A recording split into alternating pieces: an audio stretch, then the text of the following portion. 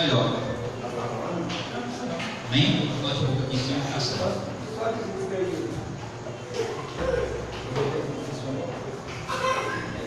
falando aí e a gente vai vendo a Bíblia. Boa noite, irmãos. Boa noite. Boa noite. Estão no YouTube, na internet. É uma satisfação estar com vocês aqui para falar de temas relacionados ao Evangelho de Deus. E hoje eu tenho um tema que é até comum no meio gracista. Mas ele é um tema bastante comum no meio gracista. Mas por ser comum, eu resolvi trazer algumas novidades das Escrituras. Alguns detalhes que em graça a gente não costuma ouvir, para engrandecer e aumentar o conhecimento de vocês. E o meu também, né? Porque eu aprendo junto com vocês. Para poder pregar, a gente antes busca na palavra, para que tudo que a gente diga seja conforme a palavra de Deus. Amém? Então vamos lá. Vamos falar sobre templos, sinagogas e igreja. Muita gente acha que é a mesma coisa. Então nós vamos ver aqui, vamos fazer uma pergunta. O que é um templo? Será que um templo é uma igreja? É uma capela? O templo é uma sinagoga? Sinagoga é uma palavra que a gente já ouviu nas Escrituras, mas a gente sabe o que é? Então, muita gente tem uma compreensão do que é igreja. E pensando sobre igreja, dizem igreja e templo é a mesma coisa. Mas igreja não é templo. E templo não é igreja.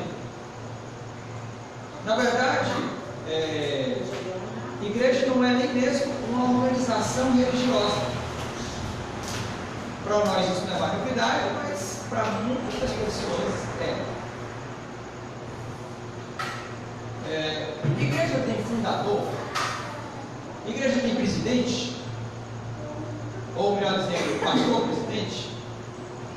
Tem hierarquia? Não tem nada disso. É isso que nós vamos estudar hoje.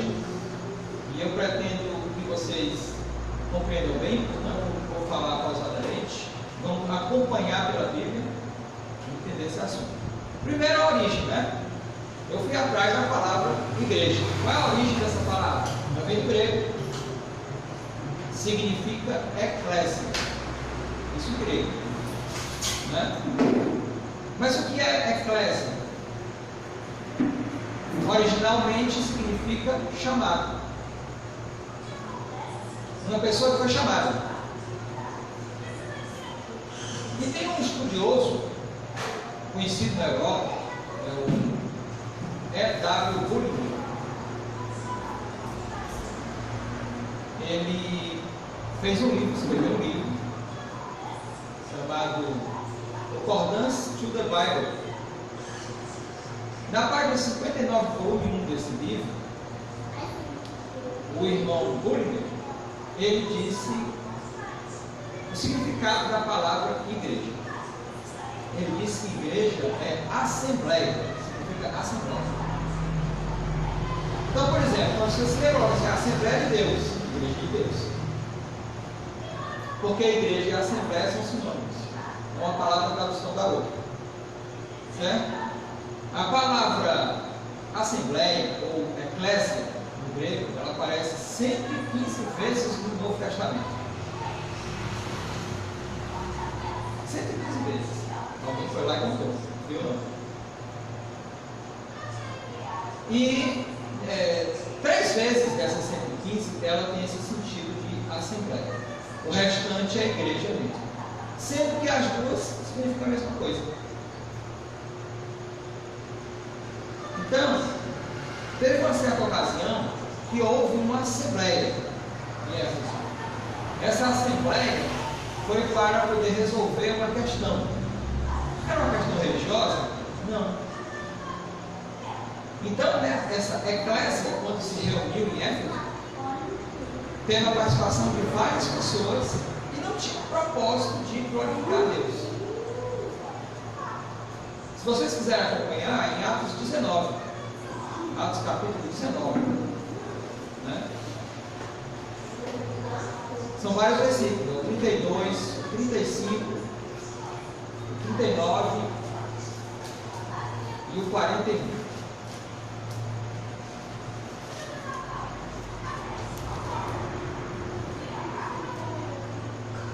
Então eu vou colocar aqui a tradução para poder, a tradução para o grego, né? Junto com a tradução do português. Abre aspas. A assembleia,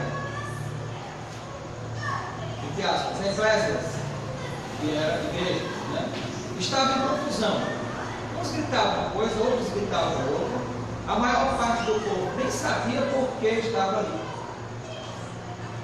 O escrivão da cidade acalmou a multidão e disse: se há mais alguma coisa que vocês desejam apresentar, isso será decidido em assembleia. Só que lá no grego diz eclésia. E tendo dito isso, encerrou a assembleia. Ou seja, encerrou a eclésia. Então percebam aí que isso não tem nada a ver com o evangelho, né? Isso era uma decisão que eles estavam tomando em conjunto. Estavam reunidos. Perceberam esse sentido da palavra eclésia? Grupo, pessoas. Agora, em graça, como é que é? Em graça, a palavra eclésia, ela significa assembleia dos crentes, ou reunião das pessoas separadas por Deus. Tem esse sentido mais específico, né? Vamos abrir aí Romanos, capítulo 16, versículos 3 a 5. 3, 4 e 5.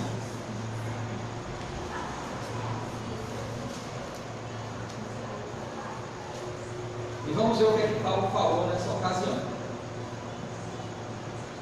Romanos 16, 3, 4 e 5. Todos prontos? Saudai a Priscila e a Áquila, meus cooperadores em Cristo Jesus, os quais pela minha vida expuseram as suas cabeças, o que não só eu lhe agradeço, mas também todas as igrejas dos gentios. Todas as igrejas dos gentios, prestaram atenção aí?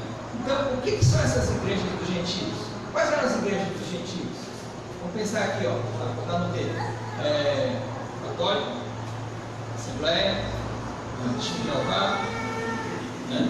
Era assim? Não. Era isso, né?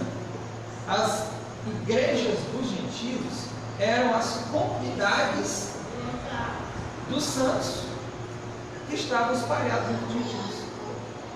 Não estavam em Jerusalém, estavam em terras estranhas, que antes não louvavam a Deus, mas Deus chamou lá, através do apóstolo Paulo. Ó, versículo 5: saudai também a igreja que está em sua casa. Então a igreja estava em casa. Lembra aquela parte que Jesus disse: onde houver 2 ou 3 que andem em meu nome, ali estarei eu no meio deles? Irmãos, hoje lá em casa, a igreja se reúne. Depois do almoço eu reuni a minha família e nós ali, como igreja, fizemos o culto. Glória a Deus. Porque a igreja somos nós. Mas isso vocês já sabiam. Na verdade, todo mundo que está ouvindo essa pregação já sabia disso. O que tem de diferente? Vamos lá. Abre aí 1 Coríntios 12, 27. Ainda é o mesmo assunto, certo? 1 Coríntios 12, 27.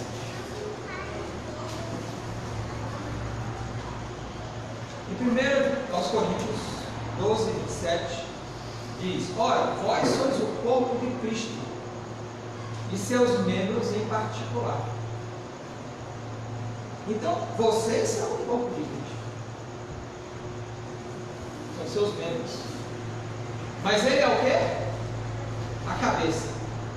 Verifica aí, Colossenses 1,18. Diz lá em Colossenses 1,18. Lá diz assim, que ele é a cabeça do corpo, da igreja. Velho. Irmãos, igreja não é templo, nem é denominação religiosa. Igreja não tem placa. A igreja de Cristo não tem placa. Não tem um CNPJ. E templo? O que é? É aí que vem a novidade dessa pregação. Porque quando se fala em templo, cada um de nós imagina um local de reunião. Imagina que você tem um templo.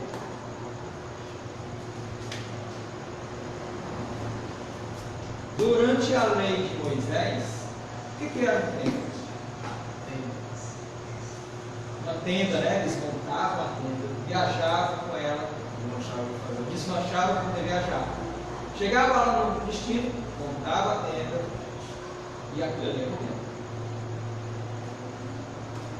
Depois teve aquele templo de pedra, né? Davi queria construir, mas quem construiu foi o filho dele, Salomão, não foi? Exato. Então teve também um templo de pedra. Era um templo. E para que serve um templo, hein? Será que é para fazer tudo? Fizeram uma como essa? Então, bora ver para que serve um templo. Segundo Crônicas, pega aí. O Velho Testamento. Agora vamos saber para que serve um templo. Segundo Crônicas 2, 4.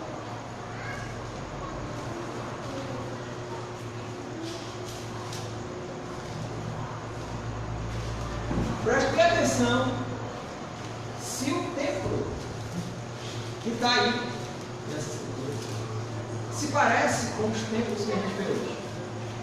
Se o que se faz aí, conforme está bem explicadinho, se faz dentro das igrejas. Ditas igrejas. Eis que estou para edificar uma casa ao nome do Senhor meu Deus, para lhe consagrar, para queimar perante ele incenso aromático, e para o pão contínuo da proposição, e para os holocaustos da manhã e da tarde, para os sábados, e para as luas novas, e para as festividades do Senhor nosso Deus, o que é perpetuamente a obrigação de Israel. Então, bora resumir? O templo serve para queimar incenso, lá que se queima incenso. Serve para fazer o que? Holocaustos, né? E o templo também tem toda aquela mobília especial, né? Tem aquela mesa onde são colocados os pães da proposição. E esses pães da proposição não é aquele pão que você compra em padaria, não, tá? É um pão todo especial, sem fermento, feito para aquele propósito, né? Essa é a finalidade do templo. Agora, quando diz holocaustos, quer dizer o quê? Queimar os bichinhos, né? Então, o povo leva até a casa do Senhor, ou seja, até o templo, cordeiros imaculados, ou seja, sem manchas. Para justificação, a purificação dos corpos. Isso, para justificação, para purificação, né? Porque pelo derramamento do sangue se fazia a redenção dos pecados do povo. Como é que funcionava isso? O irmão levava um par de bolinhas, por exemplo, ou levava um bode. Daí que vem aquela expressão, bode expiatório. Ou levava um carneiro, uma ovelha, para poder ser sacrificado lá dentro. Cadê a nossa mesa dos pães da proposição? O altar para sacrificar o bicho? Não tem, né? Então, conforme 2 Crônicas 2,4, Você comentou? Olha, o templo era uma edificação sagrada, privativa. Somente os sacerdotes podiam entrar lá. O templo era um prédio público, onde as pessoas iam para adorar a Deus. Tudo bem, eles até chegavam perto.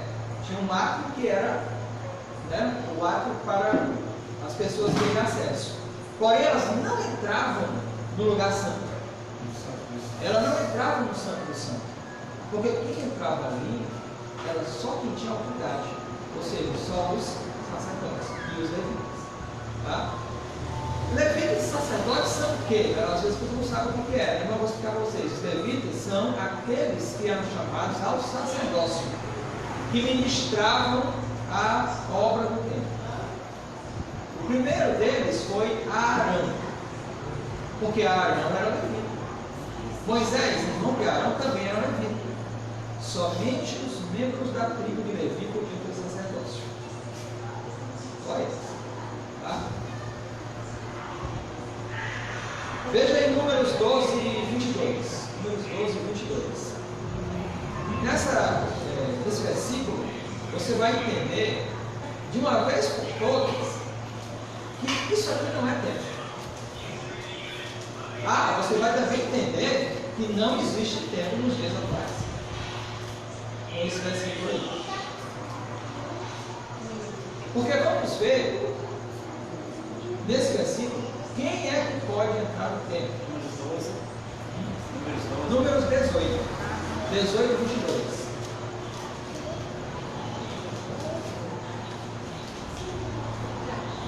Pronto?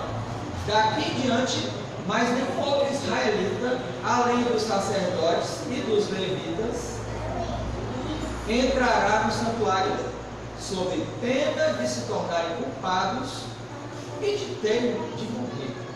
Já pensou? Se alguém entrasse no templo, não sendo sacerdote ou levita, morreria. Somente os levitas poderiam exercer ali, poderão exercer ali sua atividade, e tornar-se-ão eles também culpados por sua vez, se não a cumprirem.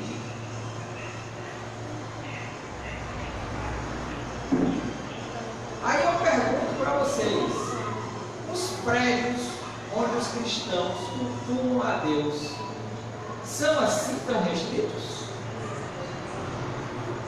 Não. Quem é que pode entrar aqui? Quem é que pode entrar nos ditos templos, né? Por aí afora, das diversas denominações? Qualquer pessoa, não. Se uma pessoa quer conhecer a Deus, quer aprender o Evangelho, ele vai a um local de culto. Na mente dele está indo para a igreja. Na mente dele está indo para o templo. Mas aonde é que ele está indo? Não é a uma igreja e nem é a um templo. E se fosse um templo, ele nem podia entrar. Conforme a gente estudou agora, em Números, né? 18, 22.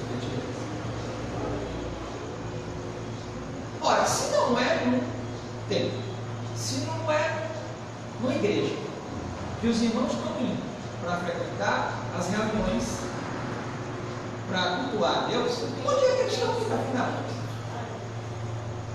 Como é o nome que tem que dar para isso? Muito bem. O nome é sinagoga. Esse é o nome. Então, as sinagogas, elas eram privativas como os templos? Ou era para todo mundo entrar, aberto ao público? Aberto ao público. Aberto ao público, exatamente. Né? Inclusive, tem um livro chamado Coleção do Judaísmo. Tá? São vários livros. Tá? No livro 1, capítulo 39, o autor, Morris Kerser,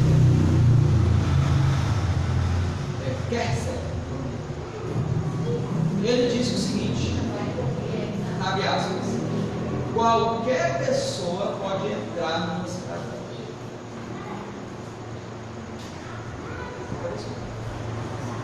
O estrangeiro pode? Pode. Quem não é membro da igreja pode? Pode. Um ateu pode?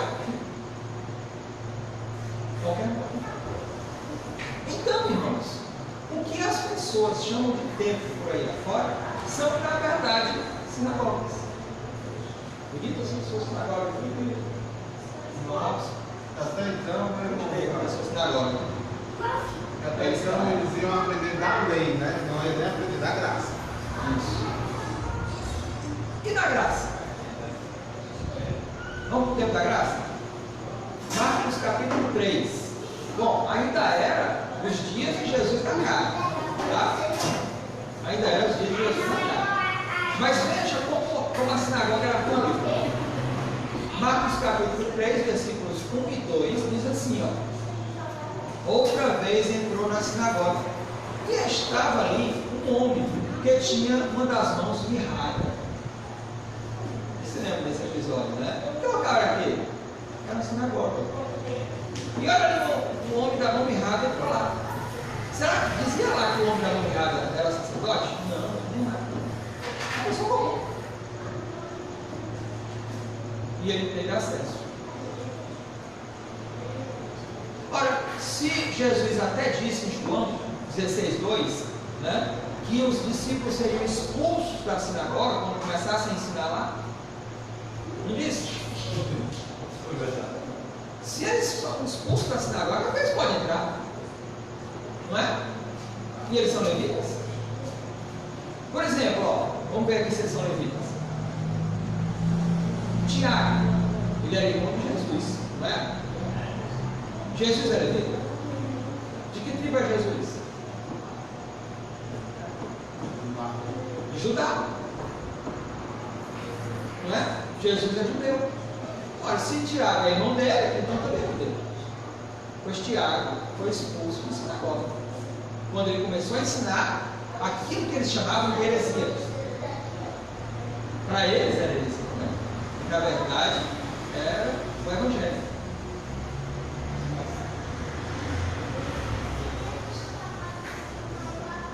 Perceberam então a diferença entre esses tipos de prédios? Ah, tem até outra coisa, né?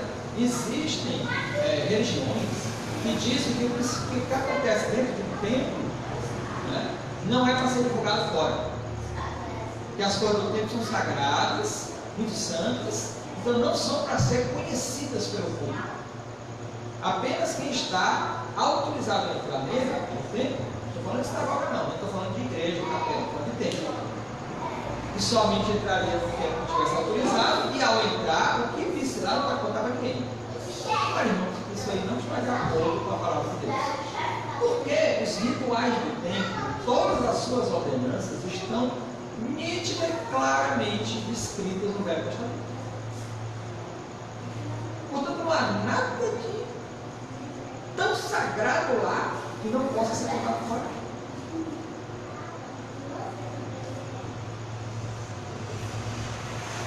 Vamos para 2 Coríntios, capítulo 4, versículo 2. Nessa escritura você vai ver uma confirmação de que, de fato, não há nada de privativo no Evangelho, nada que não possa ser falado fora, nada que não possa ser revelado fora daqui. Ou será que pode? Ou será que parece? Ou será que existe alguma coisa que não possa ser escrita na Bíblia, que não possa ser revelada fora do tempo? Será que tem alguma coisa assim, secreta? Pelo contrário, rejeitamos os procedimentos secretos, olha bem, vergonhosos. Não fazemos uso de qualquer tipo de engano, nem torcemos a palavra de Deus, mas por meio, claro, ensino público da verdade, recomendamos-nos a consciência de todas as pessoas perante Deus. Bom, o que importa aí é a primeira frase, né? E não tem procedimento secreto. E no tempo não tem nada que não possa ser divulgado fora dele. Porque tudo o que acontece lá está bem claramente escrito na Bíblia. 4:3, né? 4:3. Aqui, ó. Então eu vou fazer uma pergunta aqui, ó. Você se lembra daquele episódio da mulher samaritana? Jesus foi até Samaria, né? Chegando lá, aliás, na e encontrou aquele poço que Jacó tinha cavado, e ele teve sede. Você lembra disso? E ali estava uma mulher samaritana. Tá? Aquela mulher, ela aproveitou a oportunidade e questionou Jesus. Ela disse assim, ó, veja aí, no capítulo 4, versículo 20 e 21.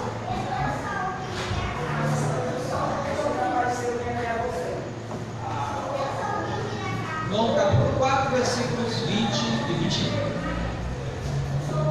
No 20 diz assim: nossos pais adoraram neste monte, e vós dizeis que é em Jerusalém o lugar onde se deve adorar.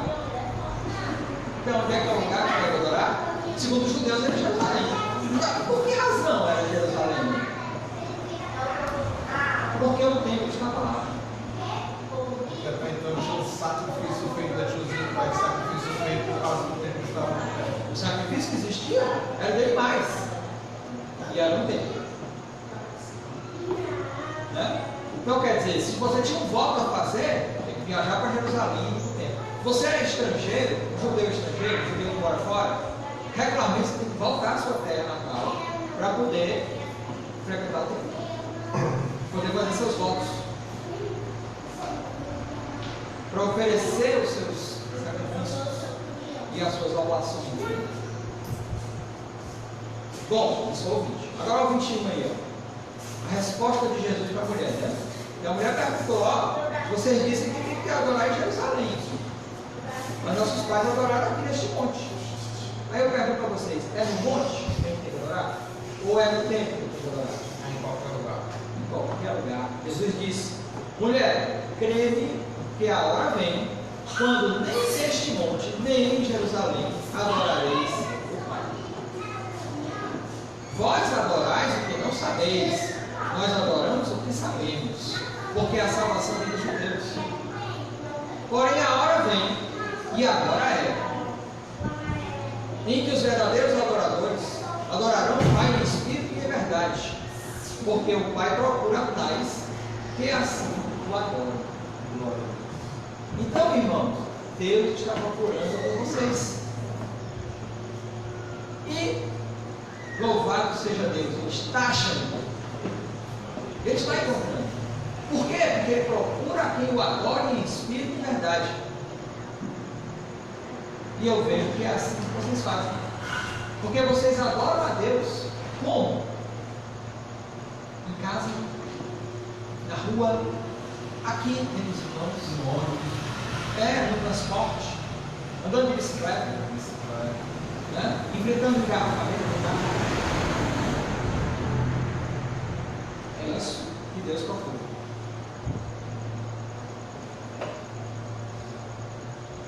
Tá, mas mesmo no tempo de Jesus em sua carne, mesmo após a morte de Jesus, a lei ainda continuava em vigor.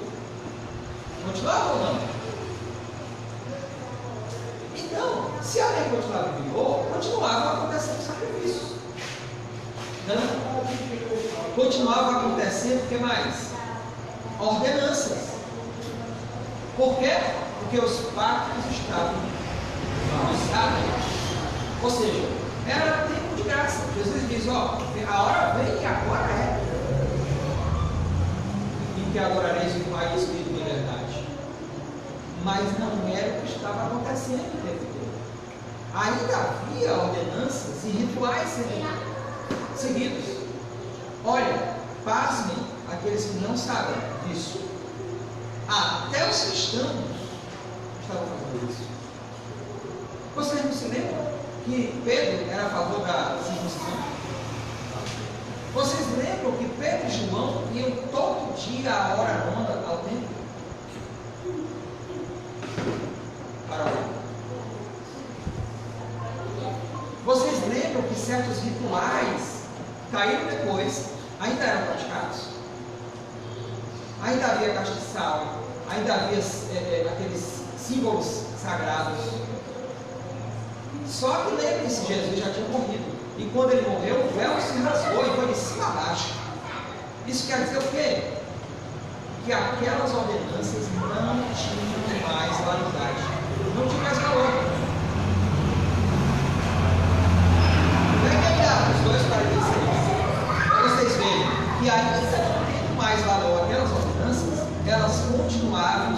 realizada até pelos cristãos.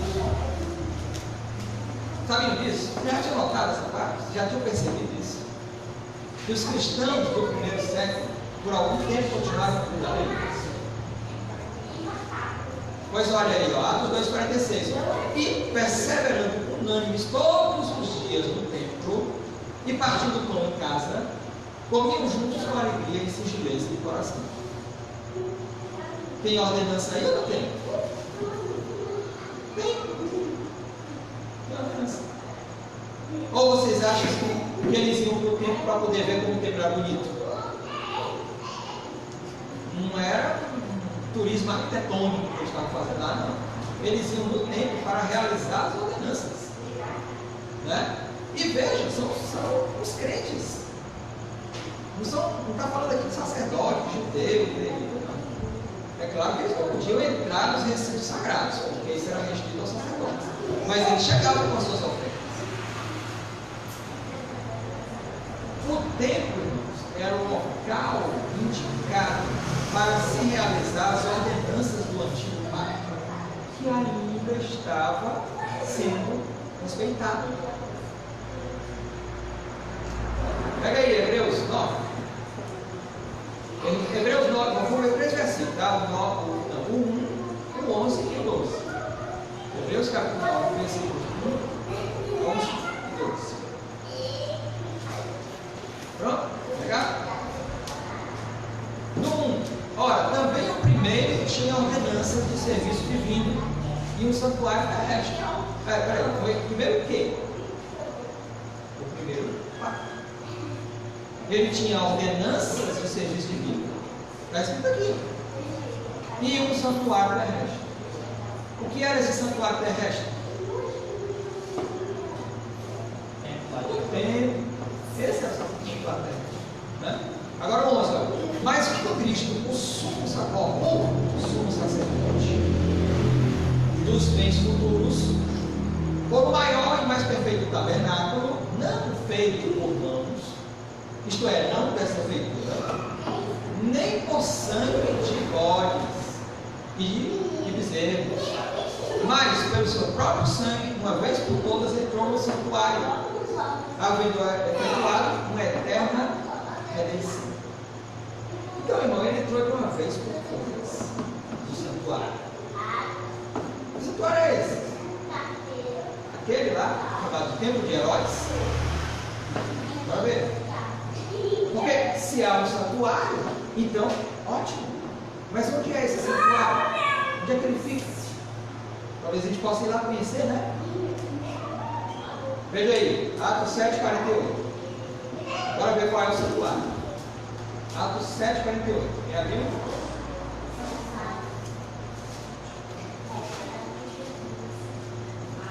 Diz assim: o Altíssimo não habita em casas feitas por mão humana. Então esse santuário que foi citado agora não é feito por mãos humanas. Achou pouco? Atos 17:24. O Deus que fez o mundo e tudo que nele há, sendo o Senhor do céu e da terra, não habita em templos feitos por mãos de homens. Então, irmão, se você vai ao templo para achar que Deus está lá, pensando que lá é a casa do Senhor, desculpem de frustrar. Não é assim que diz a palavra de Deus. Não é isso que o Senhor informa nesses 2 versículos que eu vou tirar agora. Vocês lembram, né? No antigo pacto, os sumos sacerdotes representavam o quê? O povo, né? Eles entravam lá em nome do povo, porque o povo não podia entrar. Quem entrava era o sumo sacerdote. Eles entravam no lugar santo. Agora veja Hebreus capítulo 8, versículos 1 e 2. Vamos ver se ainda é assim. Hebreus capítulo 8, versículo 1 e 2 diz assim, ó: ora, o resumo do que dissemos é que temos um sumo sacerdote, tal, que está assentado nos céus, à destra do trono da majestade, ministro do santuário, e do verdadeiro tabernáculo, o qual o Senhor fundou, e não o homem.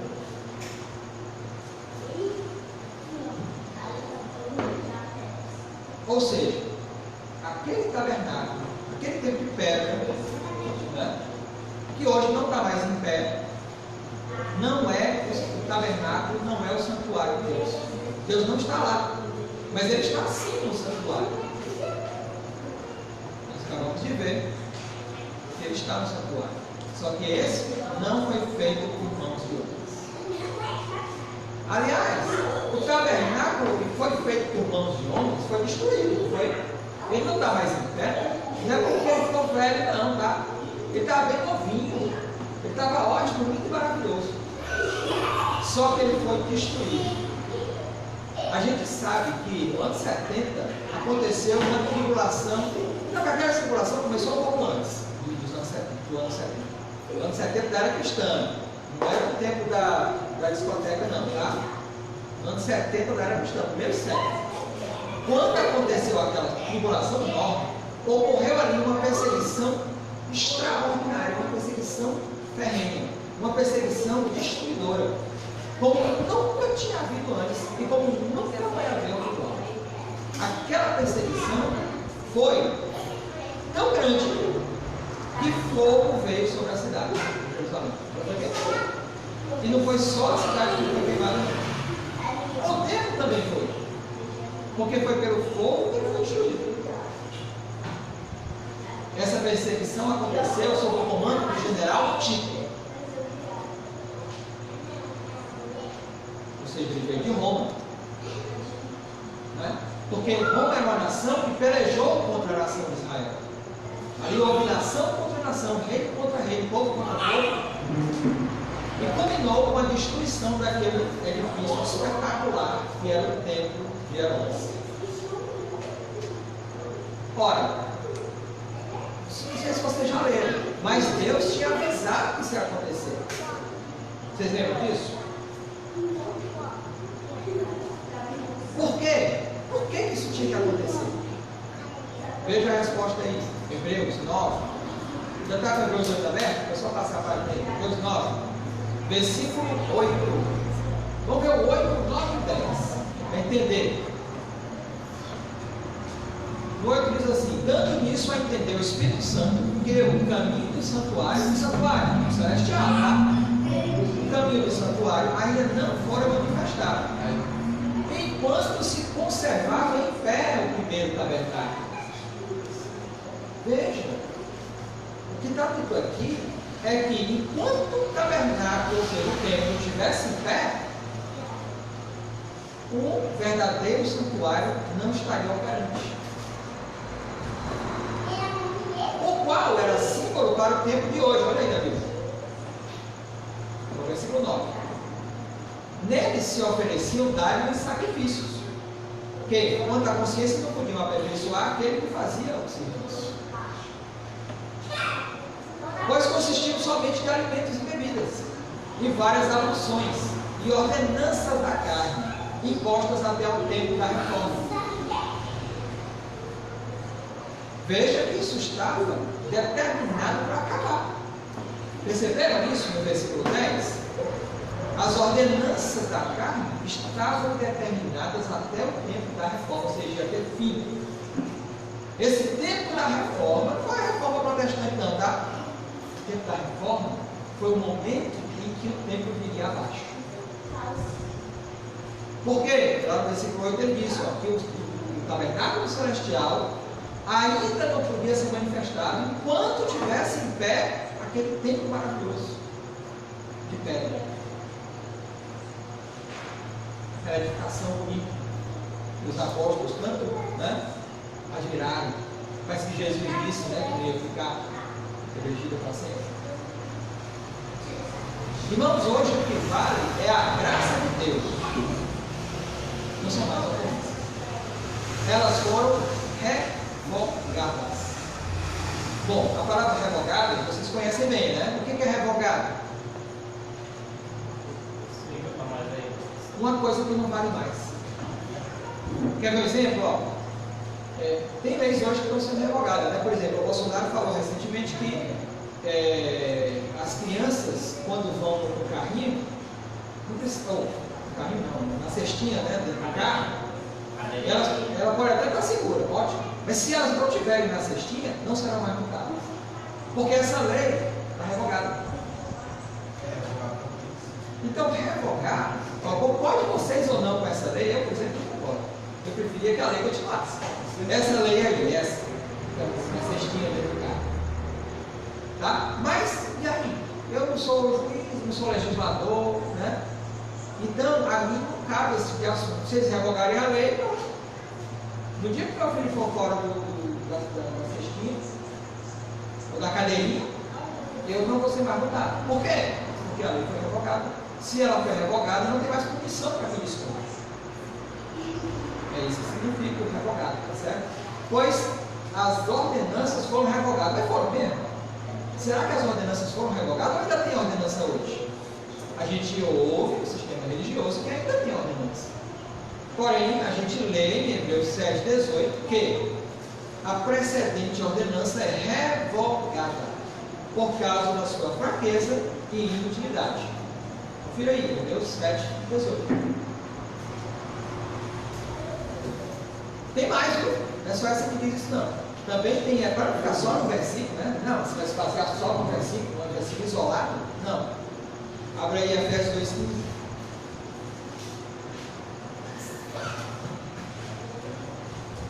Em Efésios 2,15, sabe o que foi que Jesus fez? Paulo disse o que foi que Jesus fez. Na sua carne, ele desfez a amizade. Amizade não, a inimizade.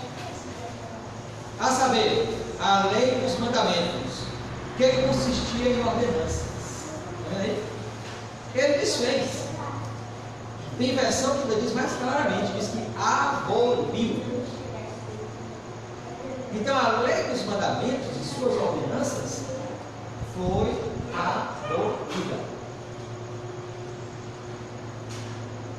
E para revogar as ordenanças, Jesus disse que o templo seria destruído. Será que ele disse isso? Ele disse. Ele disse uma vez no Velho Testamento e disse de novo no Novo Testamento. Vamos ver. Lucas 21, 5 e 6. Ele parece estranho, né? Jesus dizer que fala em destruição do templo, o templo seria destruído. O templo é uma coisa tão bonita, né? Era tão útil naquele tempo. Mas diz assim nessa escritura. Abriram aí, Lucas 21, 5 e 6. E falando-lhes alguns a respeito do templo, estava falando com Jesus.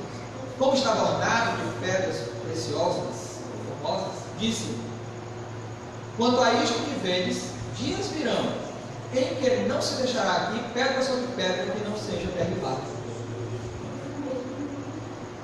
Então Jesus falou que o templo cairia. Talvez você diga assim, não, mas ele falou isso porque ele sabia que ia cair. Mas a culpa não é dele, não, a culpa é do general Tito. Só que a vida do general Tito, na verdade, era o cumprimento de uma profecia. A do juízo de Deus caindo sobre Jerusalém. Caiu sobre Israel. Porque Israel não cumpriu os preceitos do Senhor conforme ele tinha dito. E ainda perseguiu aqueles a quem Jesus tentou salvar. Em 1 Reis 9:7, você tem outra palavra nesse sentido. E essa é um pouco mais enfática. Nessa aqui, ele fala que ele ia acabar com tudo. Porque na outra lá, né, diz que o tempo ia cair, não ia ficar pedra sobre pedra. Mas não diz lá que seria ele pessoalmente que ia destruir o templo. Nem fala lá que ele mandaria o general Tito para destruir o templo. Está claro. Né? Muita gente nem pensa isso, nem acredita nisso. Agora leia 1 Reis 9:7.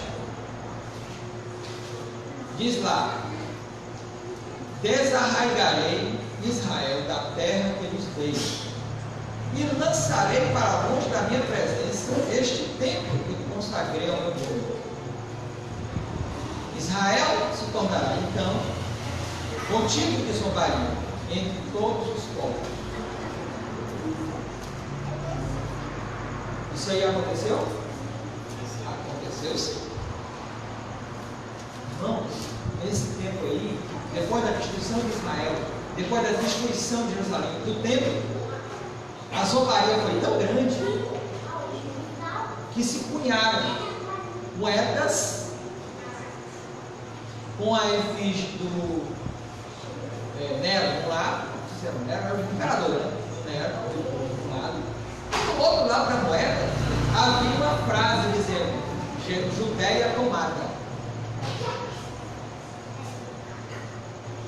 Ou seja, os romanos se jactavam tanto de terem dominado aquela cidade, de ter tomado Jerusalém, de ter destruído tudo por lá, acabado com eles, que eles começaram a cunhar o dinheiro de lá, ou seja, moedas que circulavam lá em Jerusalém, tinham frase contra Jerusalém, dizendo: Judéia foi tomada. Olha a humilhação. Você chegar para comprar pão na padaria e a moeda que você tira do bolso tem uma inscrição lá contra você. Diz assim: ó, tu foi derrotado. Diz, até o teu dinheiro fala por ti.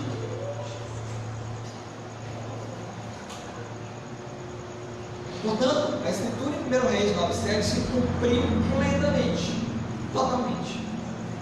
O templo foi destruído. E o autor da destruição foi Deus. Ele mandou o general, ele comandou, porque Deus é soberano, comandou o general Tito para ir destruir. E por que vocês acham que Deus faria uma coisa dessas?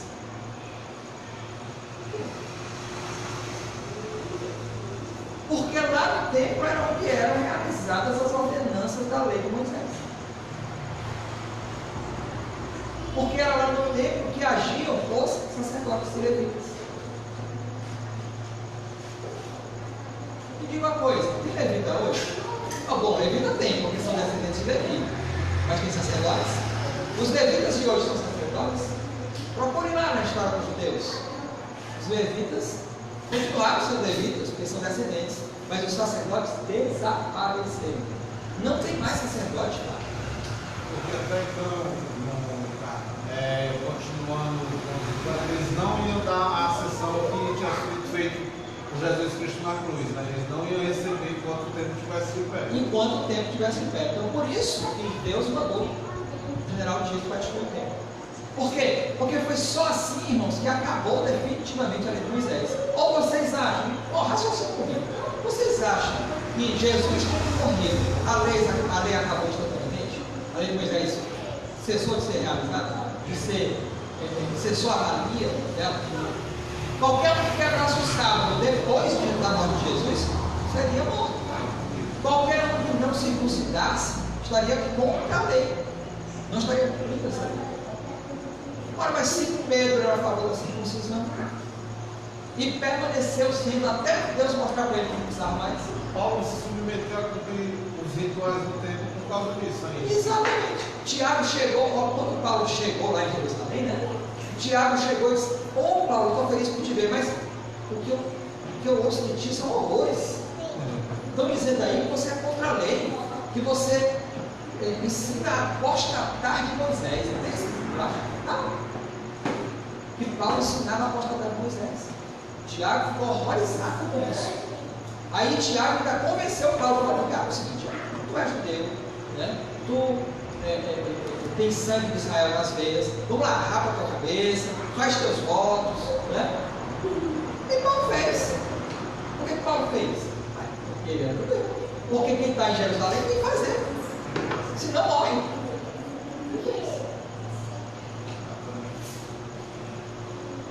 E não estava errado não, porque não estava em pé. Então a circuncisão era válida, o sacrifício de animais continuava em vigor. Quem quebrasse o sábado podia morrer. Quem pisasse em qualquer um dos mandamentos era errado de todos os outros. Agora abra Gálatas 2:18 aí, gente. que Paulo, ele não pensava assim, que Paulo realmente, ele apostatou de Moisés e convidava as pessoas a apostatar também, conforme Tiago já falou. E por que ele fazia isso? A resposta está em Gálatas 2,18. Porque se torno a edificar aquilo que destruí, constituo-me a mim mesmo transgressor. Não era só Paulo, não. Até Deus estaria transgredindo a si mesmo, se ele reedificasse o tempo que ele destruiu. Porque para isso ele caiu o tempo, para pôr fim àquelas ordenanças. Aí vem a pergunta que não quer calar. Então não tem mais tempo hoje, não é? Hã? Não de pedra. Não de pedra. Irmãos, o tempo existe. Aí, ó. Vocês. Glória a Deus. Vocês. Não mais pedras mortas, não mais pedras vivas. Pedras vivas, exatamente. Veja aí, 1 Coríntios 3,16. Você já sabe que agora, né? Não sabeis que sois o templo de Deus e que o Espírito de Deus habita em vós? Glória a Deus. Vamos lá para Hebreus, né? Hebreus 3,6. Mas Cristo é fiel. É fiel ou não é? Sim, Cristo é fiel. Como filho sobre a casa de Deus. O que é a casa de Deus? É o templo, né? A casa de Deus é o templo. Pois a Escritura diz em Hebreus 3,6, olha aí, ó, que esta casa somos nós, se é que nos apegamos fielmente, firmemente, à confiança e à esperança da qual nos gloriamos. Então a casa de Deus somos nós, irmãos. Por quê? Lembra da palavra que Jesus disse para a mulher samaritana? Porque os verdadeiros adoradores adoram em espírito e em verdade. Deus seja louvado. Pois nós, irmãos, aqui estamos para louvar a Deus em espírito e em verdade. Nós somos templo dele. Agora o Espírito de Deus habita em nós. Nós somos casa, morada de Deus. Vocês são morada de Deus. E vocês agora têm Deus todos os dias. Não foi o que Jesus disse? Estarei todos os dias convosco. E ele disse mais: aonde houver 2 ou 3 reunidos em meu nome, ali estarei eu no meio deles. Isso aqui não é a casa de Deus.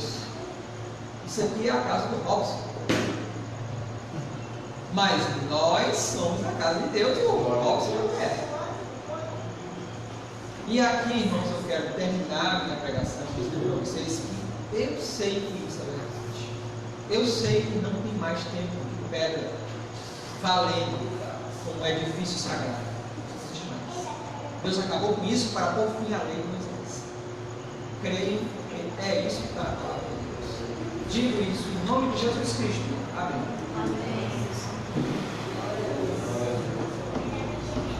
Essa palavra.